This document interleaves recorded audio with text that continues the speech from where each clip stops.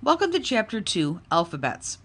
Previously, we have discussed early visual language systems, such as pictographs, petroglyphs, cuneiform, and hieroglyphics. These early systems were very hard to learn and master.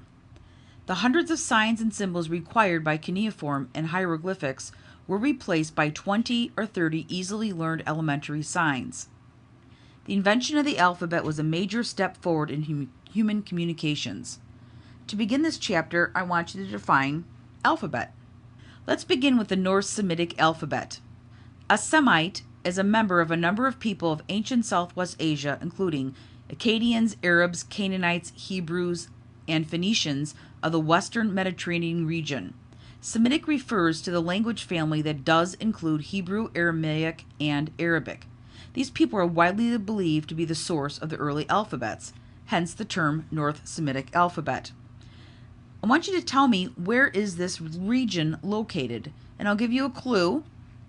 Google the location of ancient Phoenicia. So you can stop the movie right now and do that and then come back. Welcome back. Now that you've Googled that and you know where it's located, tell me, how does the North Semitic people's geographic location influence the development of the early alphabet systems? This picture is an example of an early cuneiform-like alphabet called the Ras Shamra script, dated to around 1500 BC. This was the first script that used characters to represent elementary consonant sounds. There were no vowels. Early alphabets branched into multiple directions, including the Phoenician alphabet that further evolved in Greece and Rome, as well as the Aramaic alphabet, which gave rise to the Hebrew and Arabic writing systems elsewhere in the same geographic region. Let's begin by talking a little bit about the Hebrew and Arabic languages. The oldest examples of the Hebrew alphabet date from around 1000 BC. I want you to be able to tell me, what are the graphic characteristics of Hebrew letter forms? Here's a visual example. Then, Arabic writing probably originated before 500 BC. There are two forms, Nashki and Kufic. Be able to identify these two forms of Arabic writing and describe their graphic characteristics. Consider, what similarities do the Hebrew and Arabic languages possess graphically? From North Semitic writing, the Aramaic alphabet and its descendants branched towards the east, forming a rich heritage of graphic forms remarkably different from their distant cousins, such as the Greek and Roman alphabets that evolved in Western locales. Now let's take a look at that Greek alphabet now. The Phoenician alphabet was adopted by the Greeks around 1000 BC. There is a neat legend that describes how the Greeks got the Phoenician alphabet, called the Legend of King Cadmus. I want you to stop here, pause the movie, and look it up before you continue, because it's an interesting piece of mythology.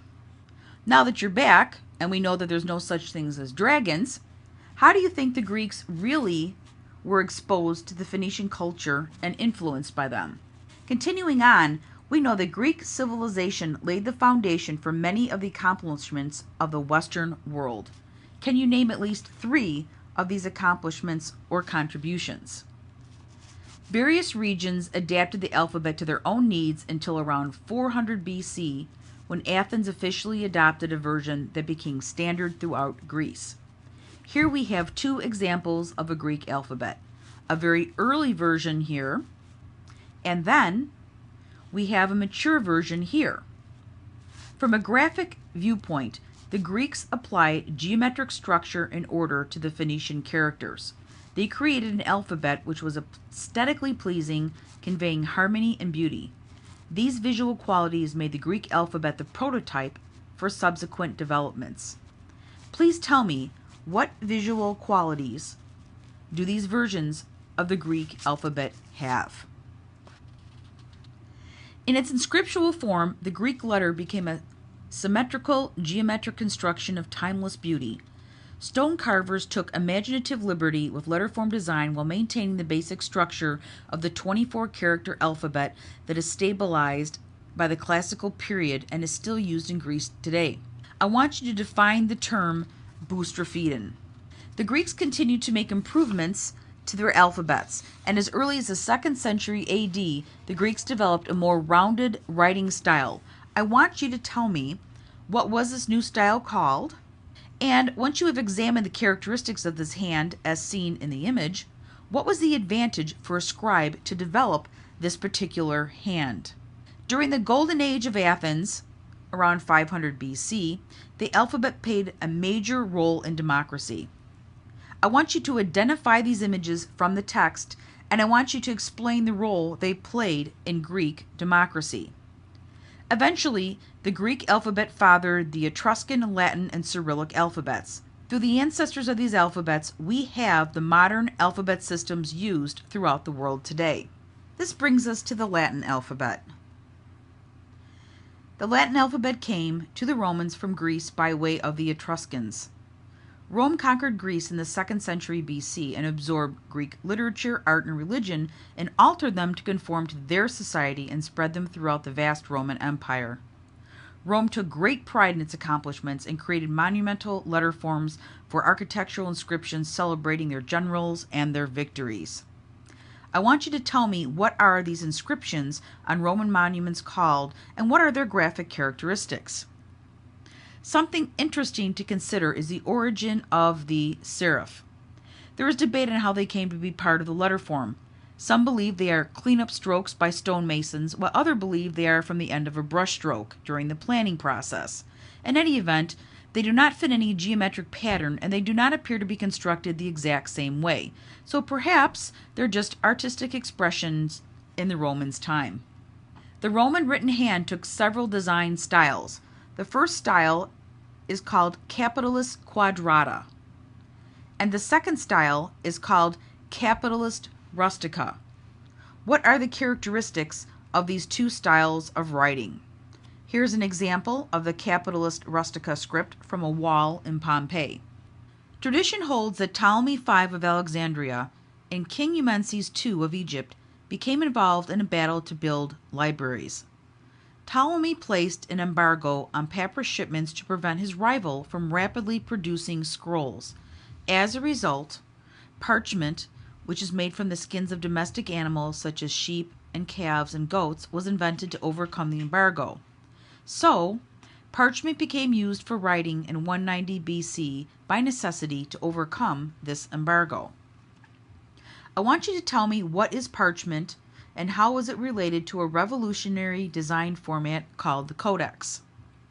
Now, the codex came about because about the time of Christ, parchment was gathered into bundles of 2, 4, or 8 sheets.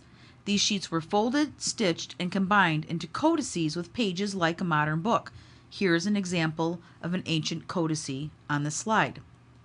During the rise of Christianity until about 400 AD, both scrolls and codices were used side by side. Graphic format became a symbol of a religious belief in the late decades of the Roman Empire, and by 325 AD, the Emperor Constantine had made Christianity the official religion of Rome and elevated books and writing to a new level of importance. Please tell me, what are the advantages of a book format over a scroll format for scholars at this time, and why did Christians begin to use this new format? Eventually, after the fall of Rome, its alphabet became the design form for visible languages in the Western world. So to conclude this chapter, alphabetic writing began to slowly transform Western society. It was easy to learn, and literacy was put within reach of ordinary people. The alphabet remains one of humankind's greatest achievements, and it brought whole communities of people together and provided greater access to information and public affairs. As the book says, the simplicity of alphabets belies its pivotal role in human history and in the history of graphic design.